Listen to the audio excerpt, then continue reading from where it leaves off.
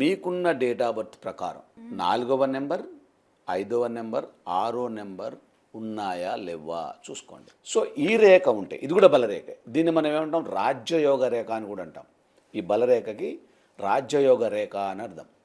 ఇది రాజ్యయోగ రేఖ 1 అంటారు దీన్ని. 2 ఇంకోటి ఉంటుంది 258. సో మనకి ఇప్పుడు ఈ 4, 5, 6 కనుక నిజంగా మీ లైఫ్లో ఉంది, లైఫ్ లో అంటే date of birth date of బర్త్లో, ఓన్లీ డేట్ ఆఫ్ బర్త్ లోనే ఓన్లీ డేట్ ఆఫ్ బర్త్లో ఉండాలి. అప్పుడు మీ లైఫ్లో డబ్బులు, బంగారం, వెండి, అంటే దీన్ని చరాస్తులకు సంబంధించిన లైన్ అంటారు. చరాస్తులు, డబ్బులు కదిలిపోతూ ఉంటాయి, బంగారం కదులుతూ ఉంటుంది, వెండి కదులుతూ ఉంటుంది. సో ఇలాంటి లగ్జరీస్ ఏ అయితే ఉంటాయో మీకు ఈ అంటే లైన్ ఎవరి డేట్ ఆఫ్ బర్త్ లో అయితే 4, 5, 6 ఉంటాయో వాళ్ళ ఇంకా ఫ్యూచర్ కి అంతు లేదంటారా? ఏం లేదు, అసలు టెన్షన్ పడాల్సిన అవసరం లేదు. అవసరం లేదు. ఎస్, ఎక్కడైతే ఈ నెంబర్ అంటే ఈ బలరేఖ అవైలబుల్ ఉందో, ఆ బలరేఖ ఉన్న వాళ్ళ దగ్గర కంపల్సరీ వీళ్ళకి డబ్బులకు సంబంధించిన ఎలాంటి ప్రాబ్లం ఉండదు.